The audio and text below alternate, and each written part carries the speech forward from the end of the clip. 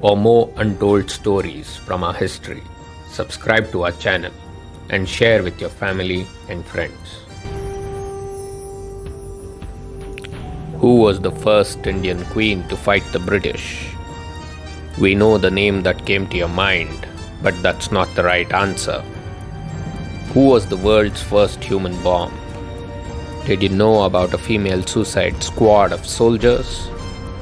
Here's a story of sacrifice, revenge, and courage. Welcome to Itihasa Series, taking you to your roots. Every generation is a bridge. It needs to pass on collected wisdom from the past to the younger generations. Let's get informed and inspired by Itihasa.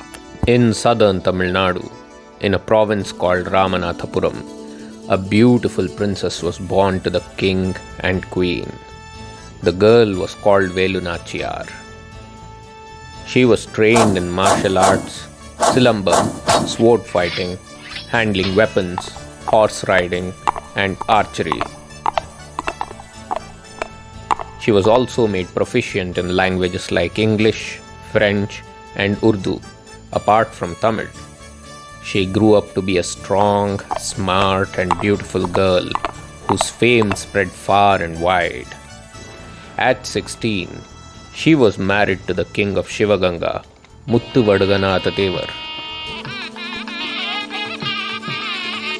In their blissful married life, Velu Nachiyar was a friend, philosopher, and guide to him. She was also helping with the administration.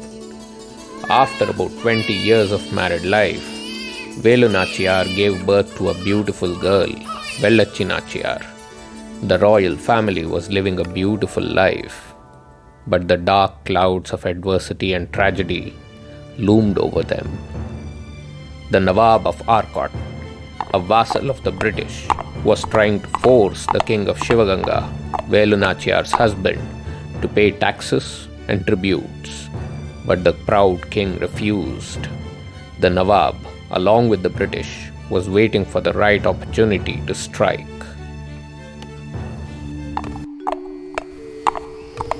On a fateful day, King Muthuvaduganatha and his second wife, Gauri Nachiyar, went to Kalayar Koil, a temple, to worship Lord Shiva as usual. The Nawab and the English army attacked them there, catching them off guard. A massacre followed, and all of them got killed. They plundered the riches of this temple, which was one of the reasons for their attack. Luckily, Rani Velu Nachiyar and her infant daughter were in a different temple at the time of the attack. Two valiant brothers, Periya Marudu and Chinna Marudu, both together called the Marudu Pandiyar, were loyal aides of the royal family. When the Marudu Pandiyar brothers learnt about the death of the king,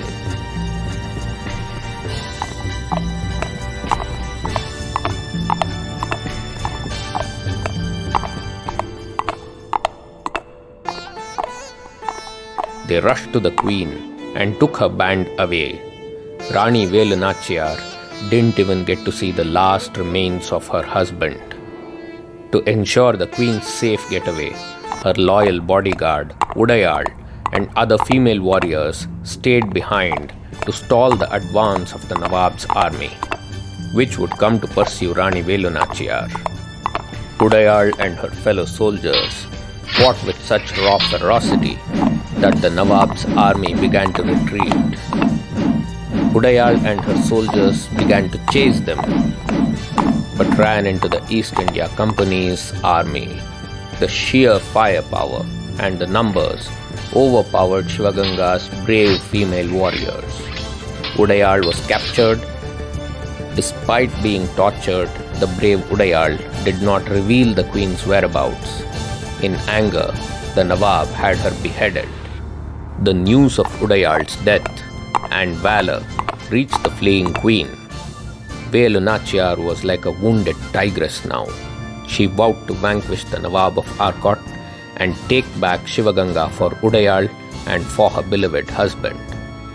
Meanwhile, the Nawab of Arcot and the British took over Sivagangai, and the Nawab even renamed it Hussain Nagar. Velu Nachiyar was itching to get her revenge and her kingdom. She raised an army through various loyalists and friends. She also had a battalion of female warriors named after Udaiyal as a mark of respect for her supreme sacrifice. Kuyili, a firebrand Dalit woman, was the adopted daughter of Velu Nachiyar and also the commander of the Udaiyal battalion. She was known for her valor and unconditional love for her kingdom. While the Marudu Pandya brothers started raising an army among the loyalists in the region, it would not be enough to take on the English. Kuyili, the commander of the Udaiyal army, came up with an idea. She disguised herself as an old lady and secretly collected information about the movements of the East India Company's army, its strength, and the weapons they had. She passed on this information to Velu Nachiyar. In the Sivaganga palace, below the Sri Rajarajeshwari Amman temple, there was a secret underground armory where the British stocked all their arms and ammunition. They were so well armed that even with alliances and assistance, it was difficult for Velu Nachiyar to match the British ammunition. With the army she had, Velu Nachiyar still steadily reconquered Sivaganga province piece by piece until she reached its fort, where the English were holed up with all their ammunition. Velu Nachiyar was so close to home and yet so far. The walls of Sivaganga could not be breached without siege equipment. The doors of the fort had to be opened from inside for the final end game to happen. So, Velu Nachiyar and Kuyili devised a strategy. The walls of Sivaganga had to be breached. Everyone knows about the Trojan horse, and this was similar. One day, Kuyili learned that the East India Company allowed women into the Sri Rajarajeshwari Amman temple on the day of Vijayadashami. The plan was to infiltrate Udaiyal battalion's women into the fort with concealed weapons in the guise of going to the temple. They would open the gates from inside for Velu Nachiyar and the rest of the army, who would enter and destroy the ammunition of the East India Company. And then they would attack them at their most vulnerable. On Vijayadashami, Kuyili, along with a contingent of women warriors, entered the temple. They blended in with the public in the guise of lighting ghee lamps for the deity. After they got in, the Udaiyal battalion's women suddenly dropped their disguise and unsheathed their swords. They rushed boldly at the English soldiers and fought their way forward to the gate. A lot of confusion and commotion followed. The British soldiers started running like headless chickens because they did not expect an attack from within the fort. Kuyili fought her way to the ammunition store. Knowing the desperation of the situation, she commanded her companions to pour ghee and oil upon her. Then, the valiant Kuyili undertook a rare and selfless act of patriotism that is hard to even imagine. She walked into the armory and set herself on fire. The whole armory blew up and weakened the British even more. Let us pause here for a moment. What mad loyalty and love would it take for someone to make such a sacrifice?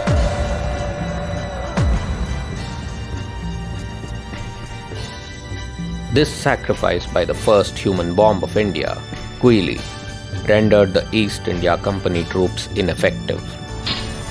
Velu Nachiyar was saddened at the loss of her dear Kuyili, but time was of the essence. She could not let Kuyili's sacrifice go in vain. It was time to attack the British forces. As the confusion spread inside the fort, the men and women of Velu Nachiyar's army surged towards the open gates of Sivaganga. The combined force attacked the British at Kalayar Kovil. This was the same place where Velu Nachiyar's husband was killed. She defeated the British, recovered her kingdom, and got her revenge. The British flag that was flying on top of the palace was pulled down, hoisting Velu Nachiyar's Hanuman flag. Thus, she avenged her husband's death and reclaimed Sivaganga, including its name. This recovery of territory was the result of the sacrifices of Udaiyal and Kuyili, the support of the Mardu Pandya brothers, and the strategy of Veeramangai or brave woman Velu Nachiyar. Today, there may be no need to die for an idea like Kuyili or Udaiyal did. But can we live for any idea with equal passion? Have we even heard of the revolutionary freedom proclamation of the Mardu Pandya brothers, which merits its own story? Today, there may be many things to reclaim like Velu Nachiyar did, but are we up to the task?